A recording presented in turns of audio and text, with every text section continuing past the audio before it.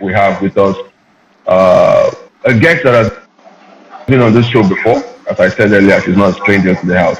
She's been a one-time guest on the show, in person of Vivian Wanka, the CEO of the wonderful brand known as MedStep. Now, Vivian was very active during the heat of the pandemic that we're talking about that we're all experiencing right now. So one of the main reasons why we decided to bring Vivian back on the show is for Vivian to share with us some of the things she experienced during the intense period of the lockdown and some of the innovative approach she has employed to transform the way she does business, especially going forward. So Vivian, once more, you're very welcome to the program. Hi, how are you? Um, I'm fine, thank you. I hope you're having a wonderful weekend. So far, so good. Yeah, it's all good. Here in my, That's great. I've been in my apartment now for weeks without Ah, leaving that I often, can so imagine. I just can by imagine. myself. Okay, okay, Vivian. Let's get right into it. I know you, but for most of our viewers joining this live session, not many of them might know who Vivian is or what Next Step does. So, in very quick succession, tell us who Vivian is and what does Next Step as a brand represent here in Nigeria. So my name is Vivian Nwaka. I founded MedZap in 2017. And MedZap is a one-stop shop for healthcare stakeholders to purchase, manage, and track medications. So healthcare stakeholders can be hospitals, pharmacies, but also governments, NGOs, corporations as well fall into that category. So it's just all about, how to make sure that the average person, you and I, can go to a hospital or pharmacy and actually get real medication when we are treated.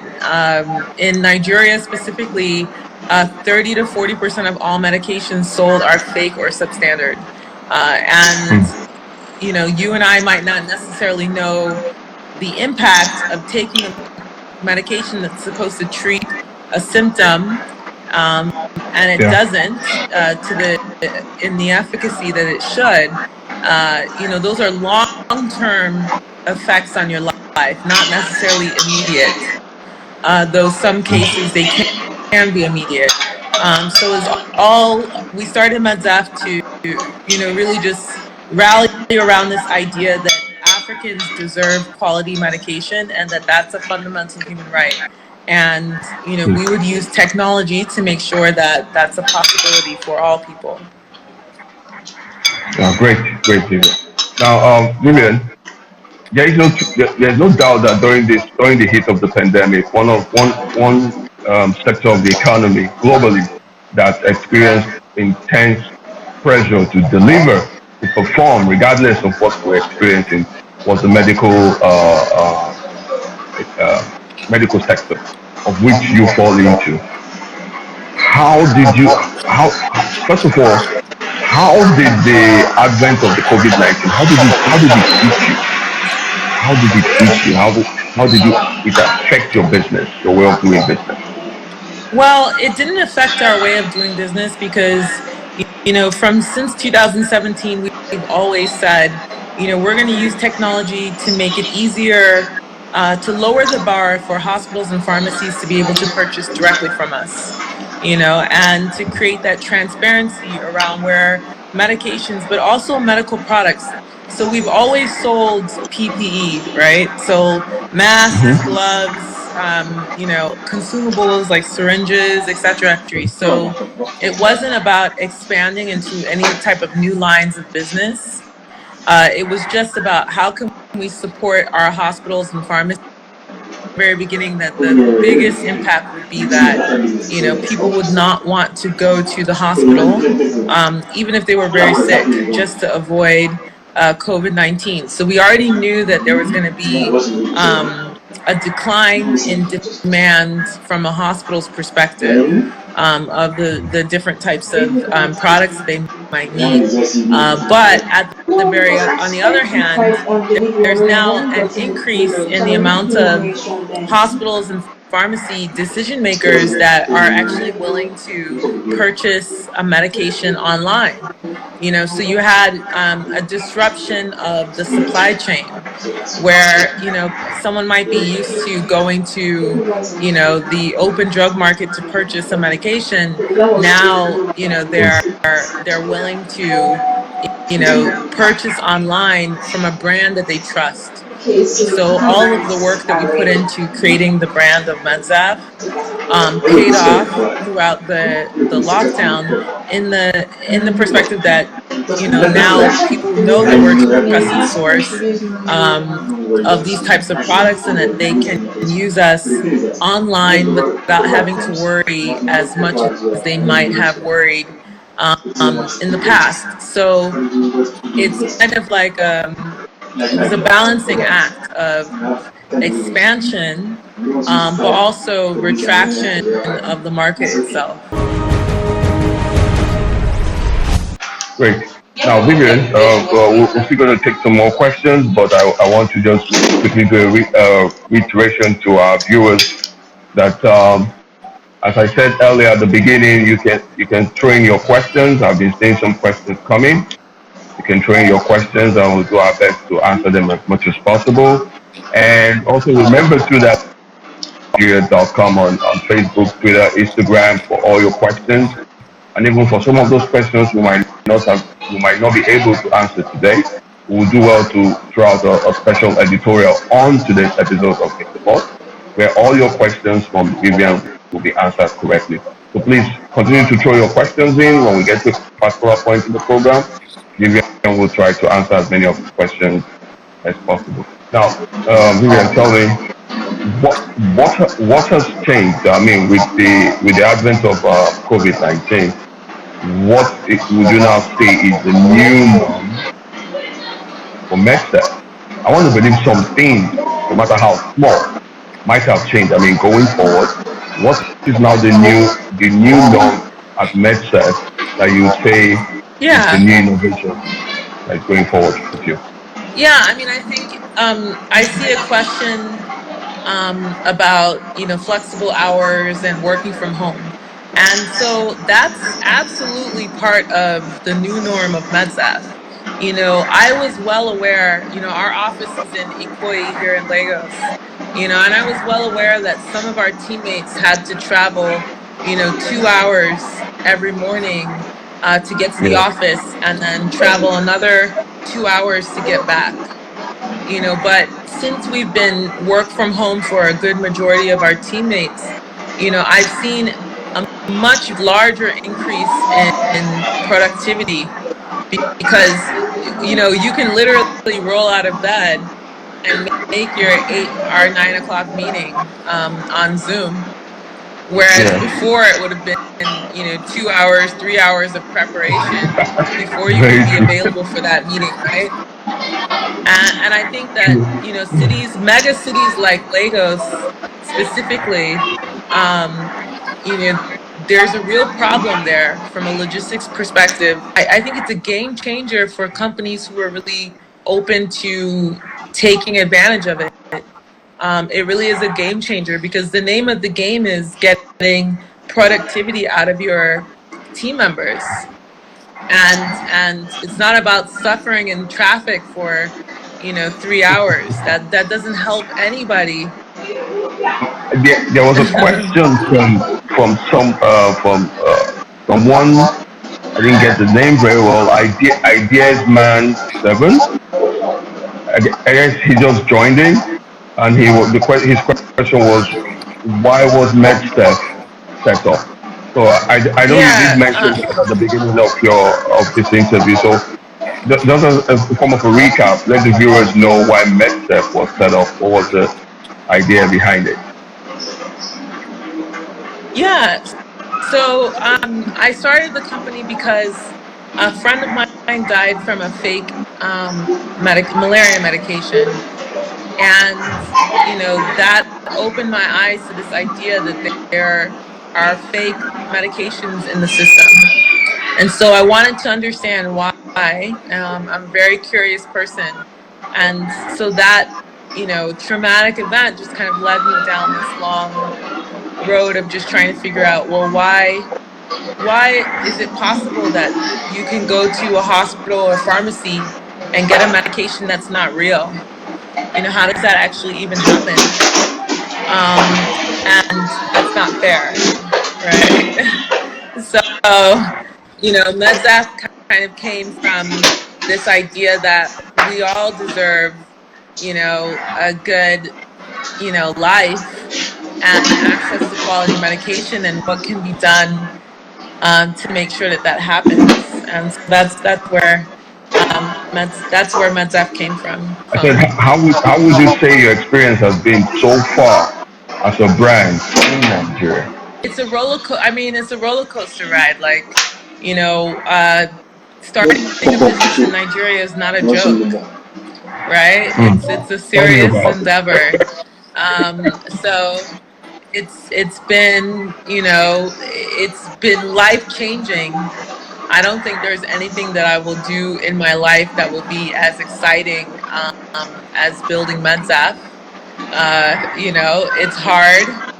I've grown a lot. I wouldn't say I'm a completely different person, but I'm definitely way more street smart, way more, resilient, tougher than I've ever been in my life. And those are all, as a result of building this company. So it's, it's one for when I retire, I'll write a book about this chapter, and it'll be interesting. I have one very interesting question from one A_Ray_Dawn. I guess it's a he, and his question is, would you encourage more business to adopt flexible hours and option of working from home, especially with the experience of this pandemic? What's your take on that? You talked about it briefly, but is this something you would encourage if given the mantle to give an idea? Is this something you would encourage businesses to do going forward? Yeah, I think like the whole model of work needs to be disrupted. As I talk, especially in the context of a mega city like Lagos, right? Yeah. It's not sustainable for a human being to sit in traffic for 3 hours in a city that doesn't even have a subway, adequate bus system. That's just inhumane. It's not right. But if it means like you making money and actually being able to feed your family, people do it, right? But I think that this COVID-19 has just kind of like opened up a new way to think about how, you can work and not necessarily have to go through the trauma of getting to your work if it's far from you. What has been your take home, maybe from all the experience?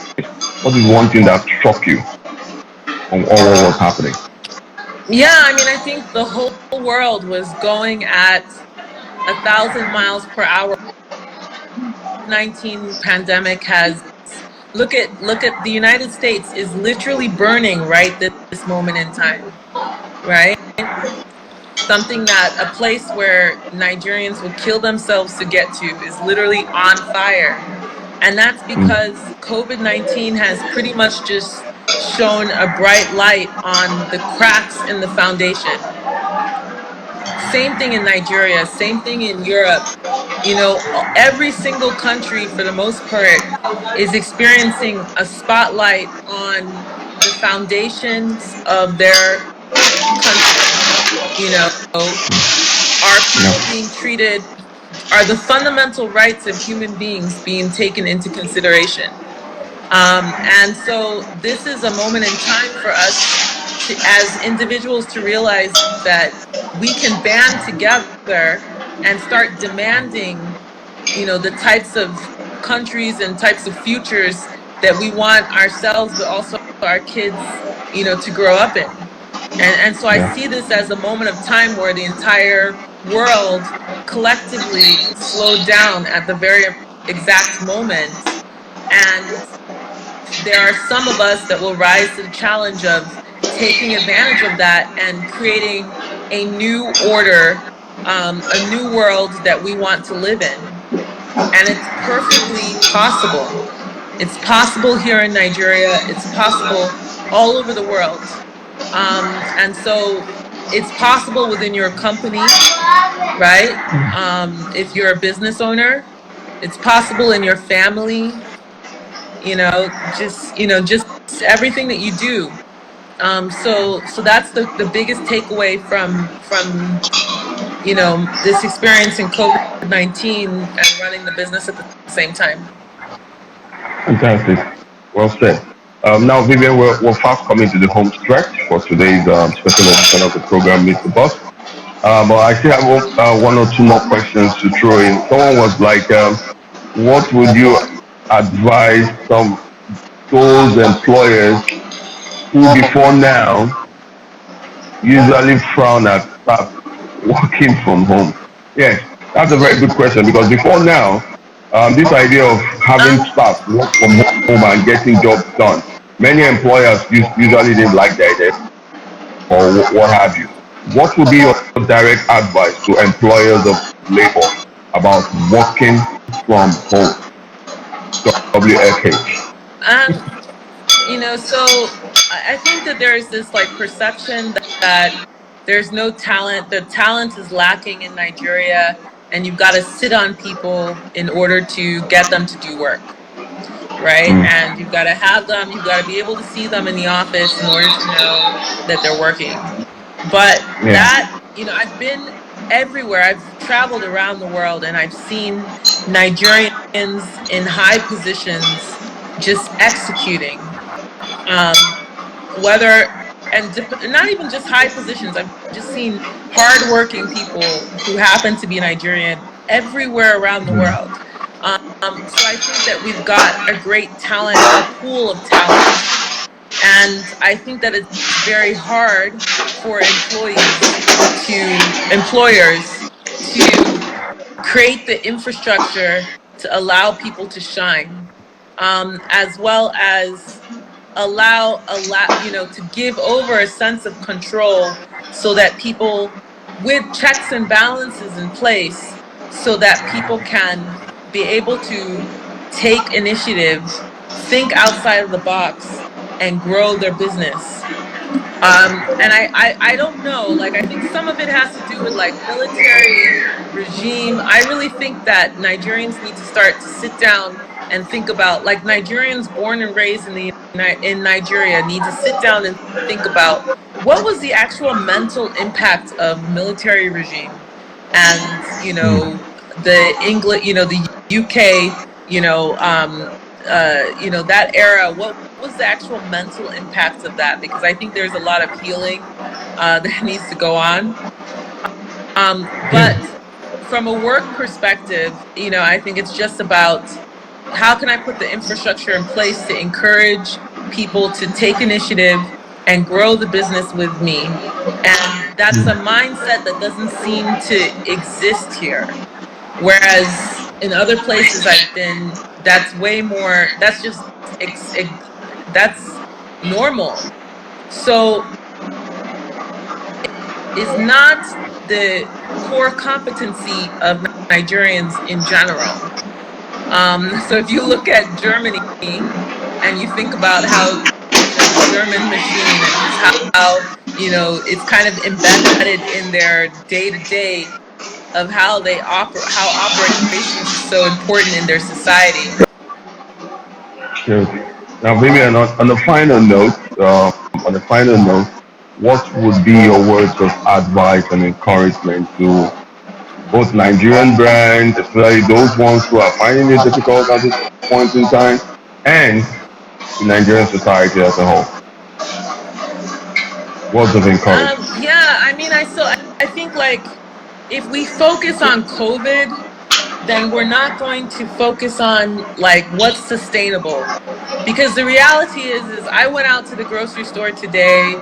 People have moved on from Yeah. COVID-19. Like, regardless Mm. of whether we're dying or not, we don't even know if we're dying. Like, people have just like mentally moved on. In 6 months from now, nobody will even talk about COVID-19. That's a very real possibility, considering what I'm seeing on the streets. And so I think it's more of, how are you taking this moment in time, like I said earlier, that's, just kind of like this stop in time, that's shedding this really strong light on a lot of the cracks in the foundation. How are you using this Yeah. time to make yourself faster, smarter, more efficient, more effective as an individual, as a company, as a community, as a country, etc.? And so it's those that are going to take advantage of this opportunity that will come out of it 1,000 times stronger to lead the way for the rest.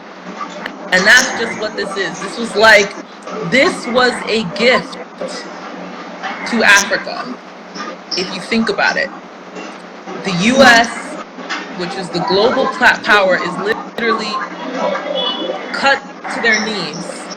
Europe is shuttered. China is weak. This was a moment in time for Africa to rise. Whether or not we're doing that or not remains to be seen.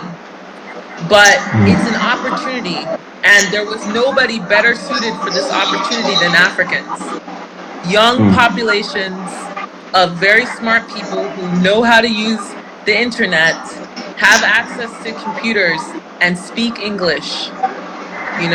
So we'll see what ends up happening. But my advice is, in your own personal story, how are you seizing this moment in time to improve yourself, do the hard work, think outside of the box, forget who Yeah. cares what your friends say, who cares what your family says, who cares what society says? How are you just leaning into who you are as an individual and following your journey, your path, and being true to what you can and cannot do? That would just be my advice is, are you focusing on that? Fantastic. Vivian, it's always a pleasure discussing with you. You keep doling out this wealth of experience that you acquire as you grow in life and with you. More questions are coming. I mean, someone just said, don't go yet, but we can't stay here all day. I remember, as I said at the beginning, I did mention that all the questions that are coming in are going to be noted down, and even after today's special edition of the program, we'll be doing an editorial follow-up, and where all the questions that were asked, the answers will be given. And remember, you can also follow Vivian. Vivian, can you tell them your social handles, both yours personal and your company, so that many who want to contact you Yeah. can do that? Please go ahead. So we're at medzaf.com on Twitter, medzaf.com on Instagram. I'm sorry, I was having internet issues, so I couldn't get onto my company's Instagram. So this is like my personal one. But medzaf.com is our name on Facebook, on Twitter. Someone says I want to say more. I could talk for all day. That's true.